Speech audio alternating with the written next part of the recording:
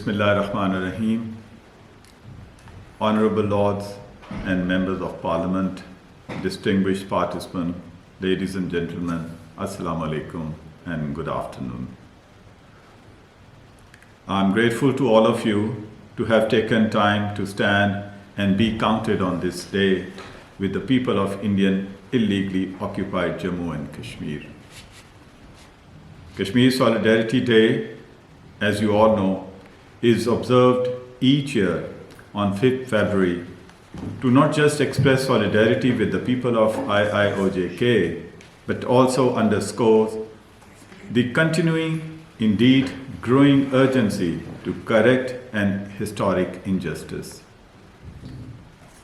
For over 7 decades, the people of Indian occupied Jammu and Kashmir have struggled to realize their fundamental rights to self-determination.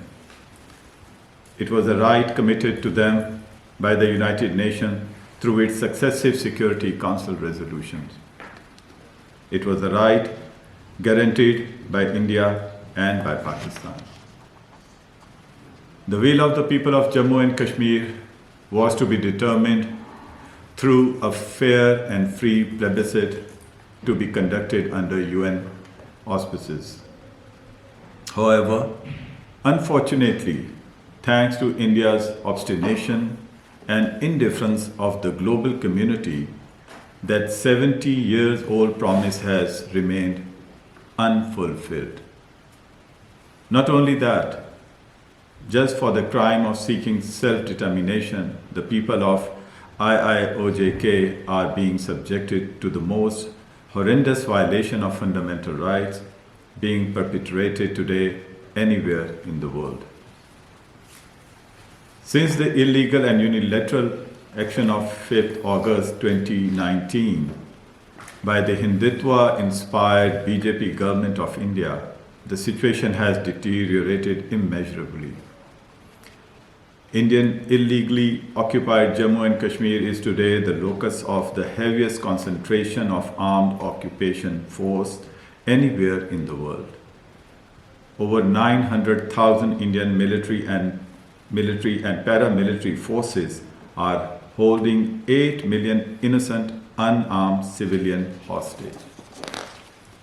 It has become an open-air prison where the freedom of association, expression, communication, and belief, the right to life, to liberty, to education and health, and to social and economic security are conspicuous by their absence. The Kashmiri living in IIOJK today is a subhuman species. Successive Human Rights Council reports, the Council's special rapporteurs, submissions and queries, accounts of independent media and human rights organizations, and India's own indigenous non-governmental sectors are all pointing to the same regrettable reality. Even as the BJP's long-term project of altering Kashmir's demographic makeup continues non-stop by granting domiciles in millions to non-Kashmiris, seeking to undermine Kashmir's distinct cultural identity and introducing legislation that take away jobs and economic opportunity from the indigenous people. India is seeking a solution to the Jammu and Kashmir dispute on its own terms. It is seeking to turn the Kashmiri Muslim majority into a minority.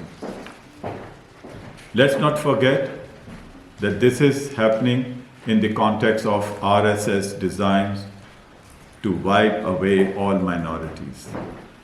Let us not forget that BJP functionaries are now openly calling for extermination of Indian Muslims. Let us not forget the farmers' movement, the National Register of Citizens, and growing attack on Christian, Sikhs, and Muslims. Ladies and gentlemen, the situation is reaching a point of inflection.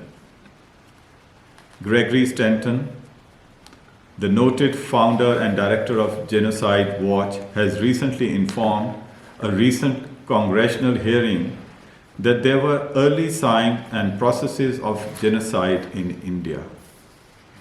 He has warned that genocide could very well happen there.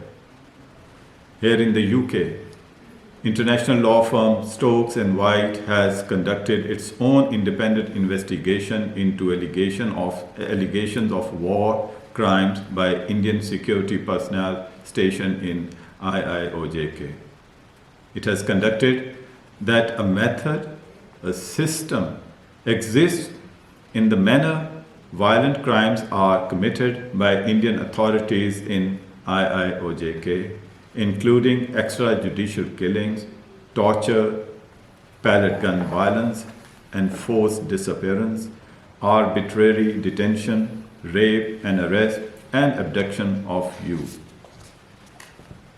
It has called on the UK to investigate and arrest senior Indian officials for carrying out war crimes and torture in the Indian-occupied Jammu and Kashmir. Ladies and gentlemen, under the circumstances, simple expression of solidarity are perhaps not enough. It is morally unconscionable to hide behind the fig leaf of bilateralism anymore. Human rights are universal rights, and persistent human rights violations are not matter to left to bilateral agenda. More needs to be done to awaken the world conscience, put pressure on government to pay attention to the long festering issues, and harness the global public opinion. The world has yet to wake up from its deep slumber.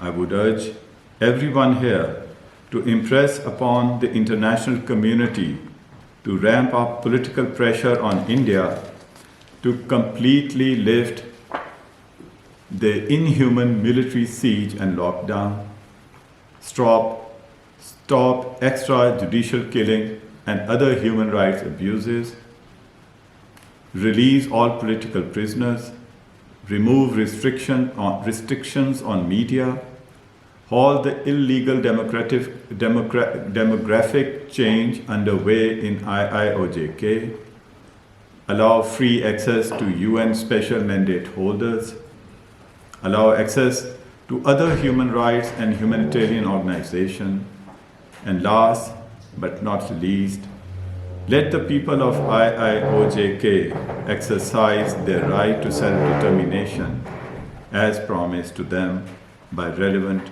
UN Security Council resolution. Thank you so much.